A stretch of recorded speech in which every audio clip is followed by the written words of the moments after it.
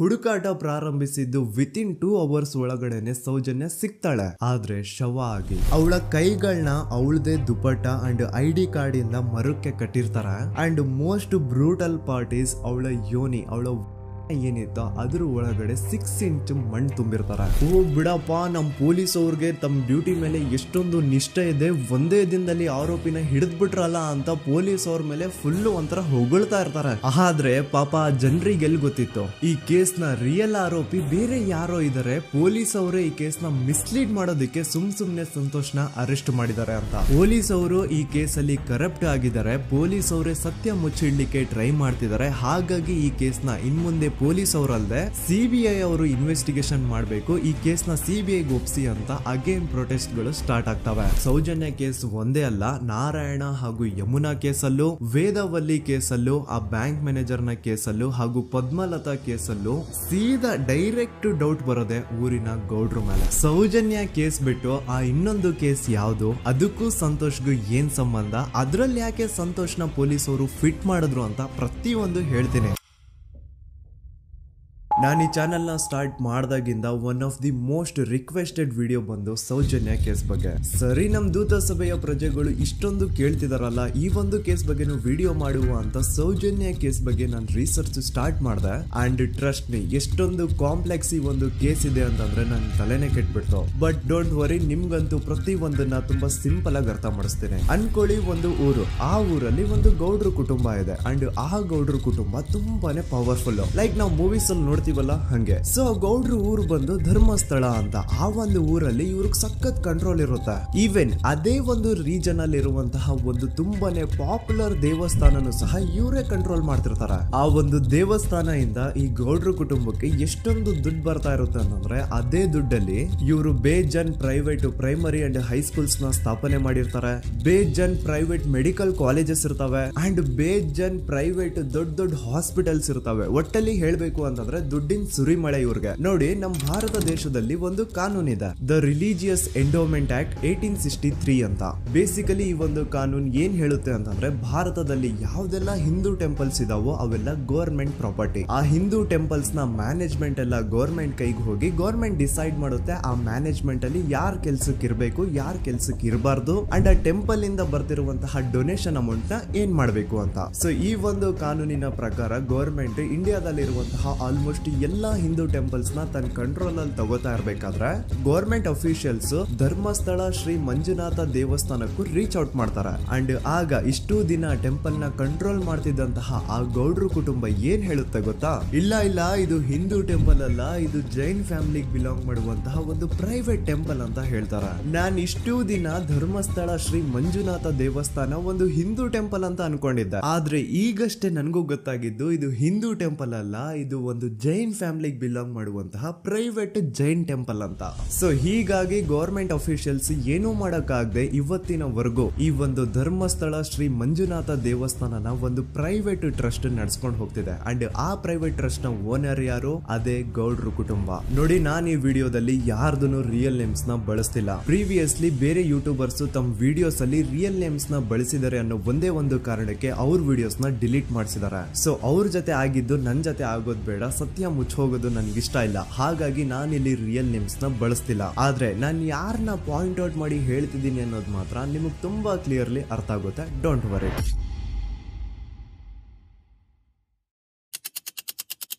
ದಿನಾಂಕ 9/10/2012. A very normal day for everyone except Soujanya.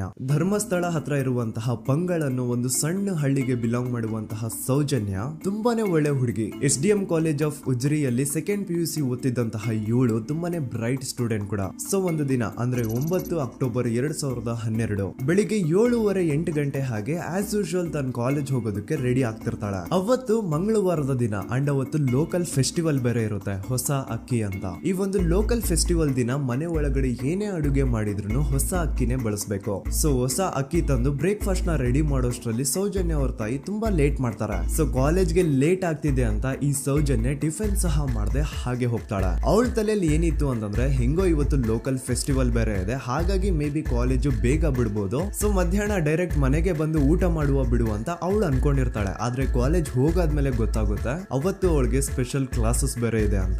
Soujanya breakfast ಕೂಡ ಮಾಡಿರಲ್ಲ ಅಂಡ್ ಲಂಚ್ ಬಾಕ್ಸ್ ಕೂಡ ತಂದಿರಲ್ಲ. ಹಾಗಾಗಿ ಲಂಚ್ ಟೈಮ್ ಅಲ್ಲಿ ಸೌಜನ್ಯನ ಒಬ್ಳು ಫ್ರೆಂಡ್ ಜಾನ್ವಿ ತಾನ್ ತಂದಿರುವಂತಹ ಲಂಚ್ ಬಾಕ್ಸ್ ಅಲ್ಲಿ ಒಂದಿಷ್ಟು ಲಂಚ್ ನ ಆಫರ್ ಮಾಡ್ತಾಳ.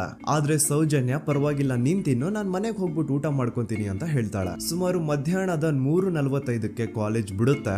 ಸೌಜನ್ಯ ಕಾಲೇಜ್ ಇಂದ ಬಸ್ ಅಲ್ಲಿ ಬಂದು ನೇತ್ರಾವತಿ ಬಸ್ ಸ್ಟಾಪ್ ಹತ್ರ ಇಳ್ಕೋತಾಳ. ಅವಳ ಜೊತೆ ಅವಳ ಕ್ಲಾಸ್ ಮೇಟ್ಸ್ ಅಂಡ್ ಫ್ರೆಂಡ್ಸ್ ಎಲ್ಲ ಇರ್ತಾರೆ. ಸೊ ಅವ್ರಿಗೆಲ್ಲ ಬಾಯ್ ಹೇಳ್ಬಿಟ್ಟು ಸೌಜನ್ಯ ತನ್ನ ಮನೆ ಕಡೆಗೆ ಹೊರಡ್ತಾಳ. ನೇತ್ರಾವತಿ ಬಸ್ ಸ್ಟಾಪ್ ಇಂದ ಸೌಜನ್ಯ ಮನೆಗೆ 20 ಮಿನಿಟ್ಸ್ ನ ವಾಕ್ ಇರುತ್ತೆ. ಮ್ಯಾಕ್ಸ್ ಟು ಮ್ಯಾಕ್ಸ್ 30 ಮಿನಿಟ್ ಹಿಡಿಬಹುದು. ಸೊ ಸೌಜನ್ಯ ನಡ್ಕೊಂಡು ಮನೆ ಕಡೆಗೆ ಹೋಗ್ತಾ ಇರ್ತಾಳೆ. ಒಂದ್ ಸ್ವಲ್ಪ ದೂರದಲ್ಲಿ ಪ್ರಕೃತಿ ಹಾಸ್ಪಿಟಲ್ ಅಂತ ಒಂದಿರುತ್ತೆ. ಅಲ್ಲಿನ ಸೆಕ್ಯೂರಿಟಿ ಗಾರ್ಡ್ ಸೌಜನ್ಯ ನಡ್ಕೊಂಡು ಹೋಗ್ತಾ ಇರೋದನ್ನ ನೋಡ್ತಾನೆ ಕೂಡ. ನಂತರ ಸೌಜನ್ಯ ಒಂದು 10 ನಿಮಿಷ ಹಂಗೆ ಮುಂದೆ ನಡ್ಕೊಂಡು ಹೋಗಾದ್ಮೇಲೆ ಸೌಜನ್ಯಗೆ ತನ್ನ ಮಾವ ಸಿಗ್ತಾರ. ಅವರು ಸೌಜನ್ಯನ ನೋಡಿ ಮಾತಾಡಿಸ್ತಾರೆ. ಯಾಕಮ್ಮ ಕಾಲೇಜಿಂದ ಇಷ್ಟು ಲೇಟ್ ಬರ್ತಿದೀಯಾ ಅಂತ ಕೇಳ್ತಾರೆ. ಆಗ ಸೌಜನ್ಯ ಇಲ್ಲ ಮಾವ, ಕಾಲೇಜಲ್ಲಿ ಸ್ಪೆಷಲ್ ಕ್ಲಾಸ್ ಇತ್ತು ಹಾಗಾಗಿ ಲೇಟ್ ಆಗ್ಬಿಡ್ತು ಅಂತ ಹೇಳಿ ಒಂದೆರಡು ಮಾತಾಡಿಸಿ ನಂತರ ತನ್ನ ಮನೆ ಕಡೆಗೆ ತಾನು ಹೊರಡ್ತಾಳ. ಈಗ ಆ ಒಂದು ಪಾಯಿಂಟ್ ಇಂದ ಸೌಜನ್ಯಗೆ ತನ್ನ ಮನೆ ಹೋಗ್ಲಿಕ್ಕೆ 10 ನಿಮಿಷ ಬೇಕು. ಮ್ಯಾಕ್ಸ್ ಟು ಮ್ಯಾಕ್ಸ್ 20 ಮಿನಿಟ್ ಅನ್ಕೊಳ್ಳಿ. 3:45ಕ್ಕೆ ಕಾಲೇಜ್ ಬಿಟ್ರೆ ಅರೌಂಡ್ 4:30ಗೆ ಮನೇಲಿ ಇರ್ಬೇಕಾಗಿದ್ದು ಹುಡುಗಿ 6:30-7 ಗಂಟೆ ಆಗಿದ್ರು ಮನೆಗೆ ಸೇರಿರಲ್ಲ. ಸೊ ಮನೇಲಿ ಸೌಜನ್ಯ ಅವ್ರ ತಾಯಿಗೆ ಟೆನ್ಷನ್ ಸ್ಟಾರ್ಟ್ ಆಗುತ್ತೆ. ಏನಪ್ಪ ಈ ಹುಡುಗಿ ಎಷ್ಟೊತ್ತಾದ್ರೂ ಇನ್ನು ಮನೆಗ್ ಬಂದಿಲ್ವಲ್ಲ ಅಂತ. ಸೊ ಅವ್ರೇನ್ ಮಾಡ್ತಾರೆ, ಸೌಜನ್ಯ ಅವ್ರ ತಂದೆ ಕಾಲ್ ಮಾಡ್ಬಿಟ್ಟು ಹಿಂಗೆ 3:30-4 ಗಂಟೆಗೆ ಕಾಲೇಜಿಂದ ಮನೆಗ್ ಬರ್ತಿದ್ದಿದ್ ನಮ್ ಹುಡುಗಿ ಇವತ್ತು 7 ಗಂಟೆ ಆದ್ರೂ ಇನ್ನು ಮನೆಗ್ ಬಂದಿಲ್ಲ, ನೀವು ಸ್ವಲ್ಪ ಬೇಗ ಮನೆಗ್ ಬಂದು ವಿಚಾರಿಸಿ ಅಂತ ಗಾಬ್ರಿಲಿ ಹೇಳ್ತಾರ. ಸರಿ ಅಂತ ಸೌಜನ್ಯ ಅವ್ರ ತಂದೆ ಮನೆಗ್ ಬಂದ್ಬಿಟ್ಟು ಸೌಜನ್ಯನ ಫ್ರೆಂಡ್ಸ್ ಕ್ಲಾಸ್ ಮೇಟ್ಸ್ ಯಾರ್ದೆಲ್ಲ ಅವ್ರ ಹತ್ರ ನಂಬರ್ ಇರುತ್ತೋ ಅವ್ರಿಗೆಲ್ಲ ಕಾಲ್ ಮಾಡ್ಬಿಟ್ಟು ಸೌಜನ್ಯ ಬಗ್ಗೆ ಕೇಳ್ತಾರ. ನಮ್ ಹುಡುಗಿ ಏನಾದ್ರೂ ನಿಮ್ ಮನೆಗ್ ಬಂದಿದ್ದಾಳ ಅಮ್ಮ ಅಂತ. ಆದ್ರೆ ಸೌಜನ್ಯನ ಫ್ರೆಂಡ್ಸ್ ಅಂಡ್ ಕ್ಲಾಸ್ ಮೇಟ್ಸ್ ಎಲ್ಲ ಇಲ್ಲ ಅಂಕಲ್ ನಮ್ ಮನೆಗಂತೂ ಸೌಜನ್ಯ ಏನು ಬಂದಿಲ್ಲ, ಅವಳು ಬಸ್ ಸ್ಟಾಪ್ ಇಂದ ಸೀದಾ ನಿಮ್ ಮನೆ ಕಡೆಗೇನೆ ಹೊರಟ್ಲಲ್ವಾ, ಯಾಕೆ ಇನ್ನೂ ಬಂದಿಲ್ವಾ ಅಂತ ಕೇಳ್ತಾರ. ಆಗ ಸೌಜನ್ಯ ಅವ್ರ ತಂದೆ ಇಲ್ಲಮ್ಮ ಬಂದಿಲ್ಲ ಹಾಗಾಗಿನೇ ಕಾಲ್ ಮಾಡಿರೋದು ಅಂತ ಹೇಳಿ ಕಾಲ್ ಕಟ್ ಮಾಡ್ತಾರ. ದೆನ್ ಸೌಜನ್ಯ ಅವ್ರ ತಂದೆ ಸೌಜನ್ಯ ಅವ್ರ ಮಾವ ಕಾಲ್ ಮಾಡ್ತಾರ. ಅಳಿಯ ಎಲ್ಲಿದ್ಯಾ, ನನ್ ಮಗಳು ಇನ್ನು ಮನೆಗ್ ಬಂದಿಲ್ಲ, ನೀನೇನಾದ್ರೂ ಅವಳನ್ನ ನೋಡ್ದ ಅಂತ ಕೇಳ್ತಾರ. ಆ ಕಡೆಯಿಂದ ಅವರು ಸೌಜನ್ಯನ ಮಾವ ಹೇಳ್ತಾರೆ, ಹ್ಞೂ ನಾನ್ ನೋಡ್ದೆ, 4:15 ಹಾಗೆ ಆ ಹುಡುಗಿ ಕಾಲೇಜಿಂದ ಬರ್ಬೇಕಾದ್ರೆ ನನಗ್ ಕಾಣಿಸಿದ್ಲು, ನಾನ್ ಸ್ವಲ್ಪ ಮಾತಾಡ್ದೆ ಅವಳ ಹತ್ರ, ಅದಾದ್ಮೇಲೆ ಅವಳು ಮನೆ ಕಡೆ ಹೋದ್ಲಲ್ಲ, ಯಾಕೆ ಇನ್ನೂ ಬಂದಿಲ್ವಾ ಅಂತ ಅವರೇ ಉಲ್ಟಾ ಕ್ವಶನ್ ಕೇಳ್ತಾರ. ಈ ಕಡೆ ಸೌಜನ್ಯ ಅವ್ರ ತಂದೆ ಇಲ್ಲ 7 ಗಂಟೆ ಆದ್ರೂ ಮಗು ಇನ್ನು ಮನೆಗ್ ಬಂದಿಲ್ಲ, ನಮ್ಗೆ ಯಾಕೋ ತುಂಬಾ ಗಾಬರಿ ಆಗ್ತಿದೆ, ನೀನೊಂದ್ ಕೆಲ್ಸ ಮಾಡು, ನಮ್ಮವ್ರನ್ನೆಲ್ಲ ಸೇರ್ಸು, ಎಲ್ರೂ ಸೇರಿ ಹುಡುಕುವ ಅವಳನ್ನ ಅಂತ ಸುಮಾರು ರಾತ್ರಿ 7 ಗಂಟೆಯಿಂದ ಹಿಡಿದು 11 ಗಂಟೆವರೆಗೂ ಸೌಜನ್ಯನ ಮನೆಯವರು ಅಂಡ್ ಊರಿನ ಜನ 200-300 ಜನ ಸೇರ್ಕೊಂಡು ಸೌಜನ್ಯನ ಹುಡುಕ್ತಾರೆ. ಆದ್ರೆ ಸೌಜನ್ಯನ ಒಂದು ಸುಳಿವು ಸಿಗಲ್ಲ. ಸೊ ಕೊನೆಗೆ ಸಹಾಯ ಕೇಳ್ತಾ ರಾತ್ರಿ 11 ಗಂಟೆ ಹಾಗೆ ಸೌಜನ್ಯನ ತಂದೆ ತಾಯಿ ಅಂಡ್ ಊರಿನ ಜನ ಎಲ್ಲ ಬೆಳ್ತಂಗಡಿ ಪೊಲೀಸ್ ಸ್ಟೇಷನ್ ಹತ್ರ ಹೋಗ್ತಾರ. ಅಲ್ಲಿ ಪೊಲೀಸ್ ಅವ್ರ ಹತ್ರ ಕಾಲೇಜ್ ಹೋಗಿದ್ ನಮ್ ಹುಡುಗಿ ಇಷ್ಟೊತ್ತಾದ್ರೂ ಇನ್ನು ಮನೆಗ್ ಬಂದಿಲ್ಲ, ಎಷ್ಟು ಹುಡುಕಿದ್ರು ಸಿಗ್ತಾ ಇಲ್ಲ, ಸೊ ಪ್ಲೀಸ್ ಒಂದು ಮಿಸ್ಸಿಂಗ್ ರಿಪೋರ್ಟ್ ನ ಫೈಲ್ ಮಾಡಿ ನಮ್ ಹುಡುಗಿನ ಹುಡುಕೊಡಿ ಅಂತ ಕೇಳ್ಕೊತಾರ. ಆದ್ರೆ ಪೊಲೀಸ್ ಅವರು ಒಪ್ಪಲ್ಲ. ಇಲ್ಲ ಯಾವುದೇ ಪರ್ಸನ್ ಮಿಸ್ಸಿಂಗ್ ಆದ್ರೆ ಆಫ್ಟರ್ 24 ಅವರ್ಸ್ ಆದ್ಮೇಲೆನೆ ರಿಪೋರ್ಟ್ ಫೈಲ್ ಮಾಡಕ್ಕಾಗೋದು. ಸೊ ನೀವ್ ಒಂದ್ ಕೆಲ್ಸ ಮಾಡಿ, ಈಗ ಮನೆಗ್ ಹೋಗಿ ನಾಳೆ ಬೆಳಿಗ್ಗೆವರೆಗೂ ನೋಡಿ, ನಾಳೆ ಬೆಳಿಗ್ಗೆವರೆಗೂ ನಿಮ್ ಮಗಳು ನಿಮ್ ಮನೆಗ್ ಬಂದಿಲ್ಲ ಅಂತಂದ್ರೆ ಆಗ ಬಂದ್ಬಿಟ್ಟು ಮಿಸ್ಸಿಂಗ್ ರಿಪೋರ್ಟ್ ನ ಫೈಲ್ ಮಾಡಿಸಿ ಅಂತ ಹೇಳಿ ಕಳಿಸ್ತಾರ. ಆಗ ಆಲ್ಮೋಸ್ಟ್ ಮಿಡ್ ನೈಟ್ ಆಗಿರೋದ್ರಿಂದ ಅಂಡ್ ಮಳೆ ಬೇರೆ ತುಂಬಾ ಜೋರಾಗಿ ಬರ್ತಾ ಇರುತ್ತೆ. ಸೊ ಈ ಸಿಚುವೇಶನ್ ಅಲ್ಲಿ ಸೌಜನ್ಯನ ಹುಡುಕ್ಲಿಕ್ಕೆ ಆಗಲ್ಲ. ನಾಳೆ ಬೆಳಿಗ್ಗೆ ಸೇರ್ಕೊಂಡು ಅಗೇನ್ ಎಲ್ರು ಸೌಜನ್ಯನ ಹುಡುಕುವ ಅಂತ ಸೌಜನ್ಯನ ಮನೆಯವರು ಅಂಡ್ ಊರಿನ ಜನ ಎಲ್ರು ತಮ್ಮ ಮನೆ. Alright guys, so we just landed in Mumbai, India. Oh my fucking god! ಹೋಗ್ಬಿಡ್ತಾರ. ನೆಕ್ಸ್ಟ್ ದಿನ ಅಂದ್ರೆ 10 ಅಕ್ಟೋಬರ್ 2012 ಬುಧವಾರದ ದಿನ ಬೆಳಿಗ್ಗೆ 10 ಗಂಟೆ ಹಾಗೆ ಸೌಜನ್ಯನ ಮನೆಯವರು ಅಂಡ್ ಊರಿನ 200-300 ಜನ ಸೇರ್ಕೊಂಡು ಅಗೇನ್ ಸೌಜನ್ಯಗೋಸ್ಕರ ಹುಡುಕಾಟ ಸ್ಟಾರ್ಟ್ ಮಾಡ್ತಾರ. ಹುಡುಕಾಟ ಪ್ರಾರಂಭಿಸಿದ್ದು ವಿತಿನ್ 2 ಅವರ್ಸ್ ಒಳಗಡೆನೆ ಸೌಜನ್ಯ ಸಿಗ್ತಾಳೆ. ಆದ್ರೆ ಶವ ಆಗಿ ಆ 200-300 ಊರಿನ ಜನ ಎಲ್ಲ ಸೇರ್ಕೊಂಡು ಏನ್ ಸೌಜನ್ಯನ ಹುಡುಕ್ತಾ ಇದ್ರು ಅದರಲ್ಲಿ ಯಾರೋ ಒಬ್ರಿಗೆ ಸೌಜನ್ಯನ ಮನೆಯಿಂದ ಕೇವಲ 10 ನಿಮಿಷ ದೂರದಲ್ಲಿರುವಂತಹ ಒಂದು ಹಳ್ಳನ ದಡದಲ್ಲಿ ಸೌಜನ್ಯ ಮೃತದೇಹ ಸಿಗುತ್ತಾ. ಈಗ ಸತ್ತಿರುವಂತಹ ಸೌಜನ್ಯನ ಡೆಡ್ ಬಾಡಿ ಯಾವ ಒಂದು ಕಂಡೀಷನ್ ಅಲ್ಲಿ ಇತ್ತು ಅಂತ ಹೇಳ್ತೀನಿ, ಸ್ವಲ್ಪ ಗಮನ ಇಟ್ಟು ಕೇಳಿಸ್ಕೊಳ್ಳಿ. ಅವಳ ಕೈಗಳನ್ನ ಅವಳದೇ ದುಪಟ್ಟ ಅಂಡ್ ID ಕಾರ್ಡ್ ಇಂದ ಮರಕ್ಕೆ ಕಟ್ಟಿರ್ತಾರ. ಅವಳ ಬಾಡಿ ಎಲ್ಲ ನೇಕೆಡ್ ಇರುತ್ತೆ, ಮೈ ಮೇಲೆ ಸರಿಯಾದ ಬಟ್ಟೆ ಇರಲ್ಲ, ಮೈ ಮೇಲೆ ಮಲ್ಟಿಪಲ್ ಕಟ್ ಮಾರ್ಕ್ಸ್ ಇರುತ್ತೆ, ತುಂಬಾ ಜೋರಾಗಿ ಹೊಡೆದಿರುವಂತಹ ಗಾಯಗಳು ಮೈ ಮೇಲೆ ಎದ್ದು ಕಾಣಿಸ್ತಿರ್ತವೆ. ಅವಳ ರಿಪ್ಸ್ ಎದೆ ಭಾಗದ ಮೂಳೆಗಳೆಲ್ಲ ಮುರಿದು ಹೋಗ್ಬಿಟ್ಟಿರ್ತವೆ. And most brutal part is ಅವಳ ಯೋನಿ, ಅವಳ ಏನಿತ್ತೋ ಅದ್ರ ಒಳಗಡೆ 6 ಇಂಚ್ ಮಣ್ಣು ತುಂಬಿರ್ತಾರೆ. ಆ ಬಾಡಿ ಕಂಡೀಷನ್ ನ ನೋಡಿದಾದ್ಮೇಲೆ ಒಂದಂತೂ ತುಂಬಾ ಕ್ಲಿಯರ್ ಆಗಿ ಅರ್ಥ ಆಗುತ್ತೆ, ಅವಳನ್ನ ಯಾರೋ ತುಂಬಾ ಫೋರ್ಸ್ಫುಲಿ ಮಾಡಿ ನಂತರ ನಿರ್ದಯವಾಗಿ ಸಾಯಿಸಿದ್ದಾರೆ ಅಂತ. ಇಲ್ಲಿ ಕ್ರಿಮಿನಲ್ಸ್ ನ ಬುದ್ಧಿವಂತಿಕೆ ನೋಡಿ ಪೊಲೀಸ್ ಅವ್ರಿಗೆ ಏನೂ ಸುಳಿವು ಸಿಗ್ಬಾರ್ದು ಅಂತ ಅವಳ ಯೋನಿ ಒಳಗಡೆ 6 ಇಂಚ್ ಅಷ್ಟು ಮಣ್ಣು ತುಂಬ ಹೋಗಿರ್ತಾರೆ. ಸೊ ದೆನ್ ಪೊಲೀಸ್ ಅವ್ರಿಗೆ ವಿಷಯ ಗೊತ್ತಾಗುತ್ತೆ. ಅವರು ಸ್ಪಾಟ್ ಗೆ ಬಂದು ಸೌಜನ್ಯನ ಬಾಡಿನ ರಿಕವರ್ ಮಾಡಿ ಆ ಒಂದು ಸ್ಪಾಟ್ ನ ಕಂಪ್ಲೀಟ್ ಸೀಸ್ ಮಾಡ್ತಾರೆ. ಒಬ್ಳು ಸಾಮಾನ್ಯ ಮಿಡಲ್ ಕ್ಲಾಸ್ ಹುಡುಗಿ, ಒಬ್ಳು ವೆರಿ ಬ್ರೈಟ್ ಸ್ಟೂಡೆಂಟ್ ನ ಈ ಮಟ್ಟಿಗೆ ಇಷ್ಟು ನಿರ್ದಯವಾಗಿ ಸಾಯಿಸಿರೋದು ಯಾರು? ಇನ್ ಕೇಸ್ ಏನಾದ್ರೂ ಈ ಕ್ರೈಮ್ ಮಾಡಿದವನು ಸಿಕ್ಕಿ ಬಿದ್ರೆ ಅವನ್ನ ಸುಮ್ನೆ ಬಿಡಬಾರ್ದು ಅಂತ ಜನ ಆಕ್ರೋಶ ವ್ಯಕ್ತಪಡಿಸ್ತಾರೆ. ಅಂಡ್ ಗೆಸ್ ವಾಟ್, ನಮ್ ಪೊಲೀಸ್ ಅವರು ಇಷ್ಟೊಂದು ಫಾಸ್ಟ್ ಆಗಿ ಇನ್ವೆಸ್ಟಿಗೇಷನ್ ಕಂಪ್ಲೀಟ್ ಮಾಡ್ತಾರೆ ಅಂತ ನಾನಂತೂ ಎಕ್ಸ್ಪೆಕ್ಟ್ ಮಾಡಿರ್ಲಿಲ್ಲ. ಅಂಡ್ ಈವನ್ ಈ ಒಂದು ವಿಷಯದಿಂದ ಊರಿನ ಜನನು ಶಾಕ್ ಆಗ್ತಾರೆ. ಸೌಜನ್ಯ ಬಾಡಿ ಸಿಕ್ಕಿದ್ದ ನೆಕ್ಸ್ಟ್ ದಿನ ಅಂದ್ರೆ 11 ಅಕ್ಟೋಬರ್ 2012 ಸಂಜೆ 5 ಗಂಟೆ ಹಾಗೆ ಯಾರು ಸೌಜನ್ಯನ ಪಂಡು ಮರ್ಡರ್ ಮಾಡಿದ್ನೋ ಆ ಕ್ರಿಮಿನಲ್ ಕೂಡ ಸಿಕ್ಕಿ ಬೀಳ್ತಾನೆ. ಈಗ ನೀವು ಥಿಂಕ್ ಮಾಡ್ಬೋದು, ಸೌಜನ್ಯನ ಯಾರು ಮರ್ಡರ್ ಮಾಡಿದ್ರು ಅಂಡ್ ಯಾರ ಕ್ರೈಮ್ ನ ಮಾಡಿದ್ರು ಅವನು ನೆಕ್ಸ್ಟ್ ದಿನಾನೇ ಸಿಕ್ಕಿ ಬಿದ್ದ. ಹಾಗಿದ್ರೆ ಈ ಕೇಸ್ ಯಾವಾಗ್ಲೂ ಕ್ಲೋಸ್ ಆಗ್ಬಿಡ್ಬೇಕಿತ್ತು. ಆದ್ರೂ ಸ್ಟಿಲ್ ಇವತ್ತಿನ ದಿನವರೆಗೂ ಯಾಕೆ ಈ ಕೇಸು ಪದೇ ಪದೇ ನ್ಯೂಸ್ ಅಲ್ಲಿ ಬರುತ್ತೆ ಅಂದ್ರೆ, ನಮ್ ದೂತ ಸಭೆಯ ಪ್ರಜೆಗಳೇ ರೆಡಿ ಆಗಿ, ಆರೋಪಿ ಸಿಕ್ಕಾದ್ಮೇಲೆ ಈ ಕೇಸು ಕ್ಲೋಸ್ ಆಗಿಲ್ಲ. ಆಕ್ಚುಲಿ ಈ ಕೇಸು ಓಪನ್ ಆಗಿದ್ದೆ ಈಗ. ನೋಡಿ, ಸೌಜನ್ಯನ ಬಾಡಿ ಸಿಕ್ಕಿದ್ದು ನೆಕ್ಸ್ಟ್ ದಿನಗಳ ತೆಗೆದು ಅವನ್ನ ಅವಾಚ್ಯ ಶಬ್ದಗಳಿಂದ ಬೈದು ಅವನ್ನ ಹೊಡೆದು ಅಷ್ಟೇ ಸಾಲದೆ ಆ 5 ಜನ ಸಂತೋಷ್ ರಾವ್ನ ಪೊಲೀಸ್ ಸ್ಟೇಷನ್ಗೆ ಎಳ್ಕೊಂಡ್ ಬಂದು ಇವನು ನಾವು ಬಾಹುಬಲಿ ಬೆಟ್ಟಕ್ಕೆ ಅಂತ ಹೋಗಿದ್ರೆ ಅಲ್ಲಿ ನಮ್ಮ ಮೇಲೆ ಅಟ್ಯಾಕ್ ಮಾಡ್ದ, ಇವ್ನು ನೋಡ್ಲಿಕ್ಕೂ ಸಹ ಒಳ್ಳೆ ಸೈಕೋ ಕಿಲ್ಲರ್ ಇದ್ದಂಗಿದಾನೆ, ನಮ್ಗೆ ಯಾಕೋ ನಿನ್ನೆ ನಮ್ಮೂರಲ್ಲಿ ನಡೆದಿರುವಂತಹ ಘಟನೆ ಆ ಸೌಜನ್ಯನ ಮರ್ಡರ್ ಇವನೇ ಮಾಡಿದಾನೆ ಅಂತ ಡೌಟ್ ಬರ್ತಿದೆ ಅಂತ ಆ 5 ಜನ ಕಿಡಿಗೇಡಿಗಳು ಸಂತೋಷ್ ರಾವ್ನ ಪೊಲೀಸ್ ಅವ್ರ ಹತ್ರ ಹಾಕೊಡ್ತಾರೆ. ಅಂಡ್ ಪೊಲೀಸ್ ಅವರು ಕೂಡ ಎಂತವ್ರು ನೋಡಿ, ಯಾರೋ 5 ಜನ ಕಿಡಿಗೇಡಿಗಳು ಬಂದು ಇವನೇ ಕೊಲೆ ಮಾಡಿದಾನೆ ಅಂತ ಹೇಳಿದ ತಕ್ಷಣ ಹಿಂದೆ ಮುಂದೆ ಕ್ರಾಸ್ ಚೆಕ್ ಮಾಡದೆ ಸಂತೋಷ್ ರಾವ್ನ ಅರೆಸ್ಟ್ ಮಾಡಿ ಸೌಜನ್ಯ ಕೇಸ್ ನ ಆರೋಪಿ ಸಿಕ್ಕಿದಾನೆ ಅಂತ ಎಲ್ಲಾ ಕಡೆ ಘೋಷಣೆ ಮಾಡ್ಬಿಡ್ತಾರ. ಜನರಿಗೆ ಈ ಕಡೆ ಒಂಥರ ನೆಮ್ಮದಿ, ಓ ಬಿಡಪ್ಪ, ನಮ್ ಪೊಲೀಸ್ ಅವ್ರಿಗೆ ತಮ್ಮ ಡ್ಯೂಟಿ ಮೇಲೆ ಎಷ್ಟೊಂದು ನಿಷ್ಠೆ ಇದೆ, ಒಂದೇ ದಿನದಲ್ಲಿ ಆರೋಪಿನ ಹಿಡಿದ್ಬಿಟ್ರಲ್ಲ ಅಂತ ಪೊಲೀಸ್ ಅವ್ರ ಮೇಲೆ ಫುಲ್ ಒಂಥರ ಹೊಗಳ್ತಾ ಇರ್ತಾರೆ. ಆದ್ರೆ ಪಾಪ ಜನರಿಗೆ ಎಲ್ಲಿ ಗೊತ್ತಿತ್ತು ಈ ಕೇಸ್ ನ ರಿಯಲ್ ಆರೋಪಿ ಬೇರೆ ಯಾರೋ ಇದಾರೆ, ಪೊಲೀಸ್ ಅವರೇ ಈ ಕೇಸ್ ನ ಮಿಸ್ಲೀಡ್ ಮಾಡೋದಕ್ಕೆ ಸುಮ್ನೆ ಸಂತೋಷ್ ನ ಅರೆಸ್ಟ್ ಮಾಡಿದ್ದಾರೆ ಅಂತ. ಸೊ ಸಂತೋಷ್ ರಾವ್ ಒಂದು ಹುಡುಗಿಯ ರೇಪ್ ಅಂಡ್ ಮರ್ಡರ್ ಕೇಸ್ ಅಲ್ಲಿ ಅರೆಸ್ಟ್ ಆಗಿದ್ದಾನೆ ಅನ್ನೋ ವಿಷಯ ಸಂತೋಷ್ ನ ತಾಯಿಗೆ ಗೊತ್ತಾದಾಗ ಅವ್ರ ಪಾಪ ನೋವಲ್ಲಿ ಕುರ್ಗಿ ಸಾಯ್ತಾರ. ಅಂಡ್ ಇನ್ನು ಅವ್ರ ತಂದೆ ಒಂದು ಕಡೆ ಪಾಪ ಹೆಂಡತಿನ ಕಳ್ಕೊಂಡಿರುವಂತಹ ನೋವು, ಇನ್ನೊಂದು ಕಡೆ ಮಗ ನೋಡಿದ್ರೆ ಯಾವ್ದೋ ಫಾಲ್ಸ್ ಕೇಸ್ ಅಲ್ಲಿ ಅರೆಸ್ಟ್ ಆಗಿದ್ದಾನೆ. ಈ ಕಡೆ ಕೇಸ್ ನ ಇನ್ವೆಸ್ಟಿಗೇಷನ್ ನಡೀತಾ ಇದೆ. ಅಂಡ್ ಇಲ್ಲಿ ನಾನು PSI ಯೋಗೇಶ್ ಅವ್ರ ಬಗ್ಗೆ ಅಂತೂ ಮೆನ್ಷನ್ ಮಾಡ್ಲೇಬೇಕು. ಈ ಪೊಲೀಸ್ ಆಫೀಸರು ಗೊತ್ತಿದ್ದು ಈ ತಪ್ಪನ ಮಾಡಿದ್ರು ಅಥವಾ ಗೊತ್ತಿಲ್ದೇನೆ ಈ ತಪ್ಪನ ಮಾಡಿದ್ರು ನನ್ಗಂತೂ ಗೊತ್ತಿಲ್ಲ. ಸೊ ಇವ್ರು ಏನ್ ಮಾಡ್ತಾರೆ ಅಂತಂದ್ರೆ, ಸೌಜನ್ಯನ ಬಾಡಿನ ಪೋಸ್ಟ್ ಮಾರ್ಟಮ್ ಗೆ ಕಳಿಸಿದಾಗ ಡಾಕ್ಟರ್ಸ್ ಹಂಗೋ ಹಿಂಗೋ ಮಾಡಿ ಇಂದ ಕೆಲವೊಂದು ಸ್ಪರ್ಮ್ ನ ಸ್ಯಾಂಪಲ್ಸ್ ಕಲೆಕ್ಟ್ ಮಾಡ್ತಾರೆ. ಅದನ್ನ ಅವರು PSI ಯೋಗೇಶ್ ಗೆ ಕೊಟ್ಟು ಇದನ್ನ ವಿತಿನ್ 72 ಅವರ್ಸ್ ಒಳಗಡೆ ಇನ್ನೊಂದು ಲ್ಯಾಬ್ ಗೆ ಸಬ್ಮಿಟ್ ಮಾಡಿ ಅಂತ ತುಂಬಾ ಕ್ಲಿಯರ್ ಆಗಿ ಹೇಳ್ತಾರೆ. ಆದ್ರೆ PSI ಯೋಗೇಶ್ ಆ ಸ್ಪರ್ಮ್ ಸ್ಯಾಂಪಲ್ಸ್ ನ ವಿತಿನ್ 72 ಅವರ್ಸ್ ಒಳಗಡೆ ಲ್ಯಾಬ್ ಕಳ್ಸೋದಿರ್ಲಿ, ಅದನ್ನ 12 ದಿನ ಆದ್ಮೇಲೆ ಲ್ಯಾಬ್ ಕಳಿಸ್ತಾರೆ. ಅಷ್ಟೊತ್ತಿಗೆ ಆಲ್ರೆಡಿ ಆ ಸ್ಪರ್ಮ್ ಸ್ಯಾಂಪಲ್ಸ್ ಗೆಲ್ಲ ಫಂಗಸ್ ಹಿಡಿದು ಅದು ಅನ್ಫಿಟ್ ಫಾರ್ ಟೆಸ್ಟಿಂಗ್ ಅಂತ ಬರುತ್ತೆ. ಈಗ ನೀವೇ ಹೇಳಿ, ಎಂತ ಡಂಬೆಸ್ಟ್ ಪರ್ಸನ್ ಪೊಲೀಸ್ ಆಫೀಸರ್ ಆಗಿದ್ರು ಅವನ ಹತ್ರ ಒಂದು ಮರ್ಡರ್ ಕೇಸ್ ಬಂದಾಗ ಅವನ ಹತ್ರ ಇರೋ ಮೇನ್ ಸಾಕ್ಷಿನೇ, ಮೇನ್ ಎವಿಡೆನ್ಸ್ ಆ ಹುಡುಗಿಯ ಕಲೆಕ್ಟ್ ಆಗುವಂತಹ ಸ್ಪರ್ಮ್ ಸ್ಯಾಂಪಲ್ಸ್. ಸೊ ಅದನ್ನ ಮೊದಲು ಲ್ಯಾಬ್ ಕಳಿಸಿ ಅದನ್ನ ಐಡೆಂಟಿಫೈ ಮಾಡೋದು ಪೊಲೀಸ್ ಅವರ ಫಸ್ಟ್ ಡ್ಯೂಟಿ.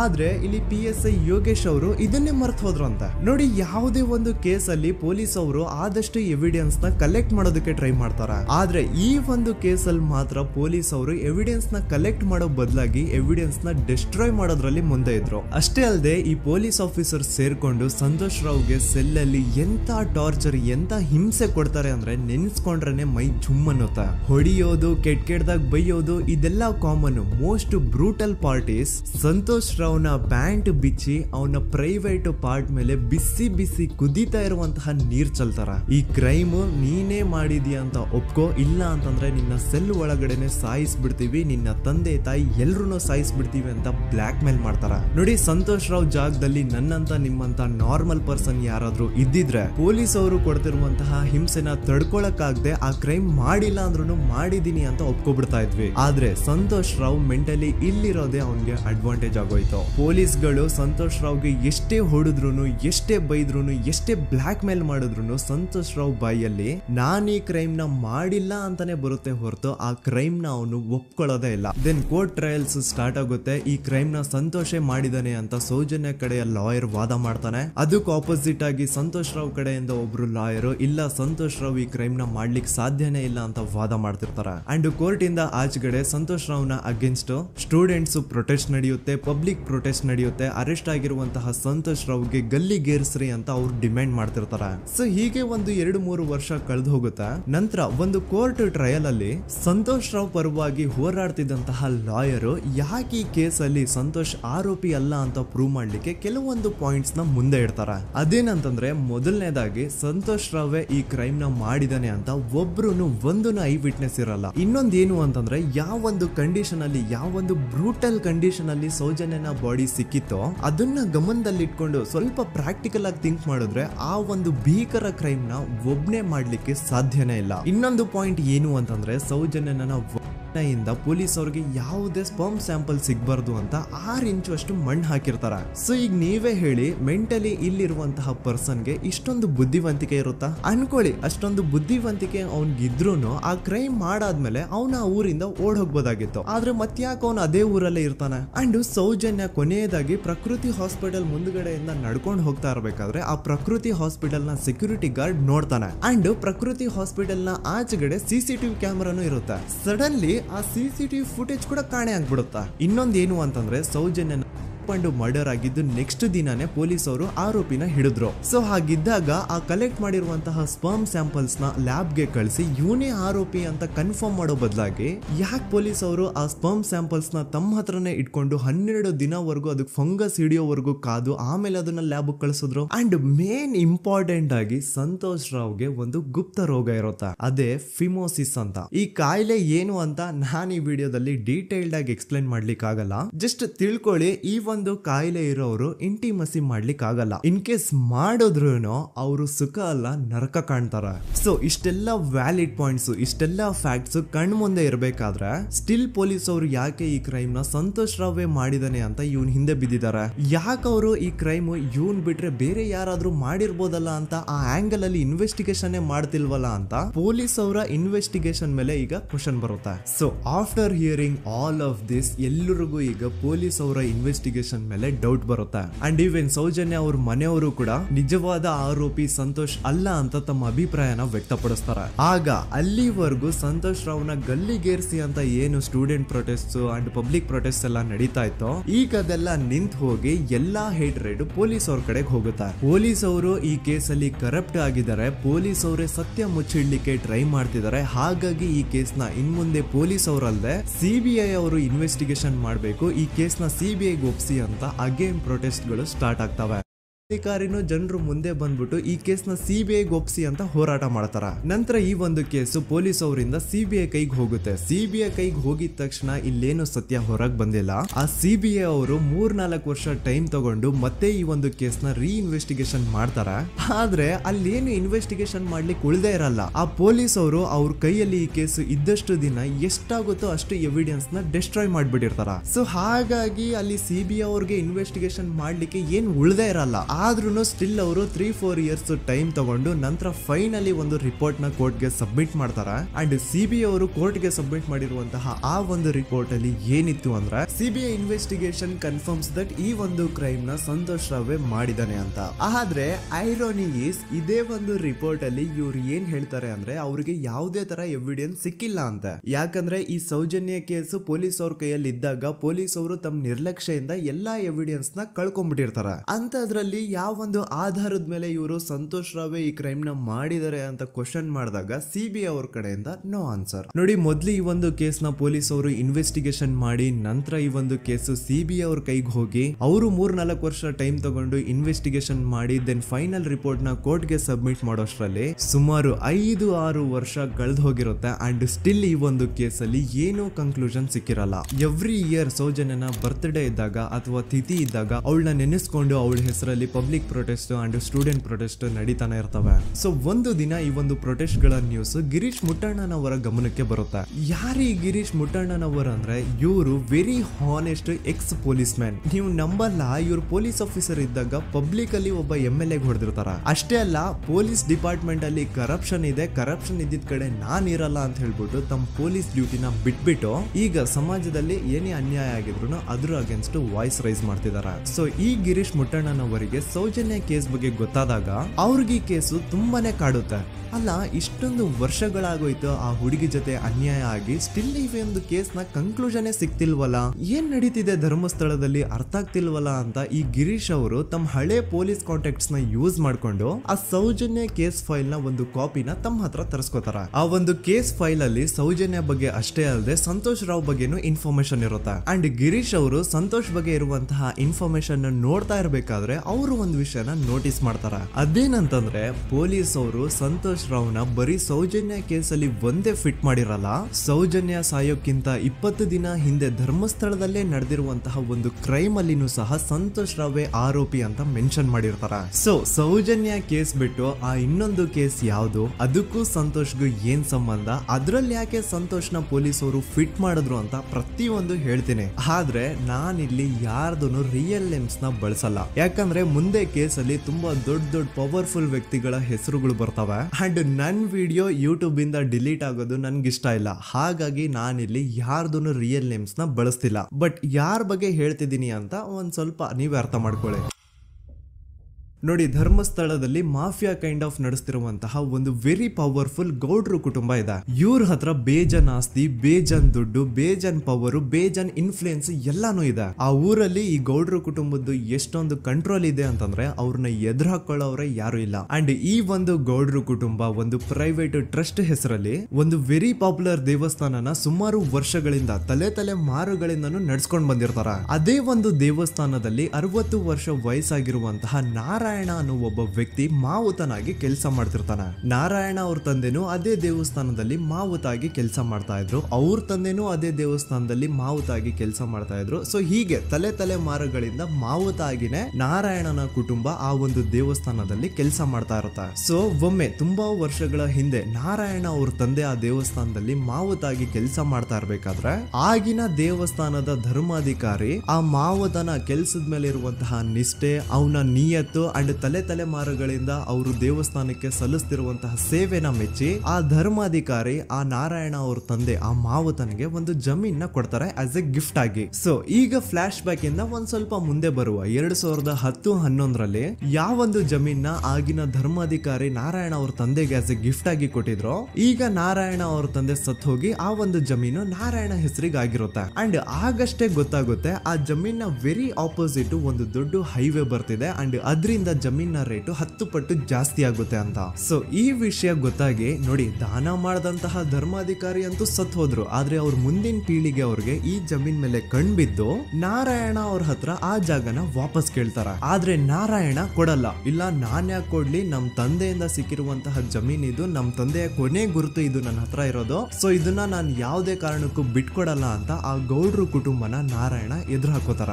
ಆಗ ಗೌಡ್ರು ಕುಟುಂಬದವ್ರಿಗೆ ಕೋಪ ಬಂದು ಅವ್ರೇನ್ ಮಾಡ್ತಾರೆ ಅಂದ್ರೆ ನಾರಾಯಣ ಮನೆಗೆ ನೀರಿನ ಸಪ್ಲೈ ಇರುತ್ತಲ್ವಾ ಅದನ್ನ ಬಂದ್ ಮಾಡ್ತಾರ, ಎಲೆಕ್ಟ್ರಿಸಿಟಿ ಸಪ್ಲೈನು ಕಟ್ ಆಫ್ ಮಾಡ್ತಾರ, ಊರಲ್ಲಿರುವಂತಹ ಎಲ್ಲಾ ಚರಂಡಿಗಳನ್ನ ಕ್ಲೀನ್ ಮಾಡಿ ಆ ಕಸ ಏನಿರುತ್ತೋ ಅದನ್ನ ತಂದು ನಾರಾಯಣ ಮನೆ ಮುಂದೆ ಹಾಕ್ತಾರ. ಇಷ್ಟೇ ಅಲ್ಲ, ನಾರಾಯಣ ಅವ್ರ ಹೆಂಡತಿ ಮಕ್ಕಳು ಎಲ್ಲಾದ್ರೂ ಆಚೆ ಹೋಗ್ತಾ ಬರ್ತಾ ಇದ್ರೆ ಅವ್ರನ್ನ ಕೆಟ್ಟದಾಗ ಬೈಯೋದು, ಹೊಡ್ಕೊಳ್ಳೋದು, ಬಡ್ಕೊಳ್ಳೋದೆಲ್ಲ ಮಾಡ್ತಿರ್ತಾರ. ಇಷ್ಟೆಲ್ಲ ಆಗ್ತಾ ಇದ್ರು ಸ್ಟಿಲ್ ನಾರಾಯಣ ಮಾತ್ರ ಆ ಜಾಗನ ಬಿಟ್ಕೊಡಲ್ಲ. ಆ ಜಾಗದ್ಗೋಸ್ಕರ ನೀನ್ ಬೇಕಿದ್ರೆ ಇದನ್ನೆಲ್ಲ ಸಹಿಸ್ಕೊಂಡಿರಪ್ಪ, ನಮ್ ಕೈಲಂತೂ ಆಗಲ್ಲ ಅಂತ ನಾರಾಯಣನ ಹೆಂಡತಿ ಮಕ್ಕಳು ಅವನ್ನ ಬಿಟ್ಟು ಬೇರೆ ಊರಿಗೆ ಹೋಗ್ಬಿಡ್ತಾರ.